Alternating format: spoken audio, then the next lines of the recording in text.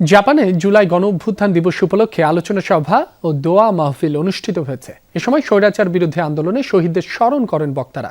গণতান্ত্রিক ও বৈষম্যহীন দেশ গঠনে প্রবাসী বাংলাদেশিদের একযোগে কাজ করার আহ্বান জানানো হয়। জাপান থেকে সহকর্মী আহমেদ নাইমের তথ্য চিত্রে ডেস্ক রিপোর্ট।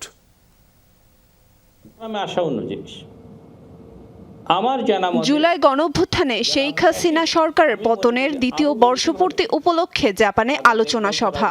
আয়োজক দেশটিতে অবস্থিত বাংলাদেশ দূতাবাস। আমার জানা মতে সভায় প্রধান অতিথির বক্তব্যে ফ্যাসিবাদের কবল থেকে বাংলাদেশের দ্বিতীয় স্বাধীনতার ঐতিহাসিক গুরুত্ব তুলে ধরেন রাষ্ট্রদূত মোহাম্মদ দাউদ আলী। যেমনটি আমরা আশা করি এই জুলাইকে আমাদেরকে ধারণ করতে হবে। ৭১ আমরা স্বাধীনতা অর্জন করেছি, জুলাই আমরা ফ্যাসিস্ট মুক্ত হয়েছি।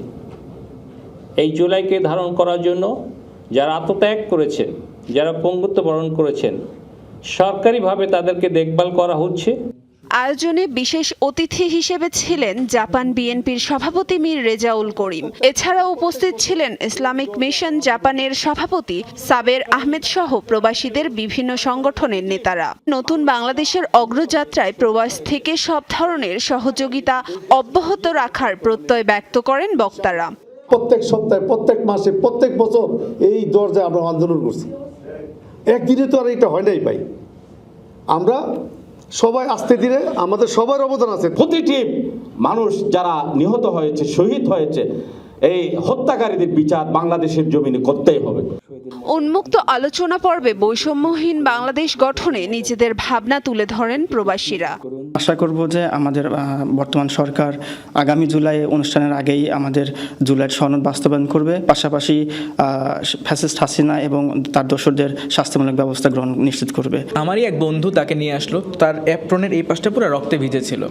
তো রক্তে ভিজে থাকার কারণে ওর অলরেডি প্রচুর পরিমাণ রক্তক্ষরণ হয়েছে এবং তাকে আমরা অনেক চেষ্টা করেছি, সিপিআর দিয়ে হোক বা ভেন্টিলেশন দিয়ে হোক, তাকে আসলে কোনোভাবেই বাঁচানো যায় নাই। সো এই যে অভিজ্ঞতাটা, এটা আসলে আমাদের মনে একদম দাগ লেগে আছে। আলোচনা শেষে গণ অভ্যুত্থানে নিহত শহীদদের আত্মার মাগফিরাত কামনায় বিশেষ দোয়া আয়োজন করা হয়। আয়েশা রেজওয়ানা, যমুনা নিউজ।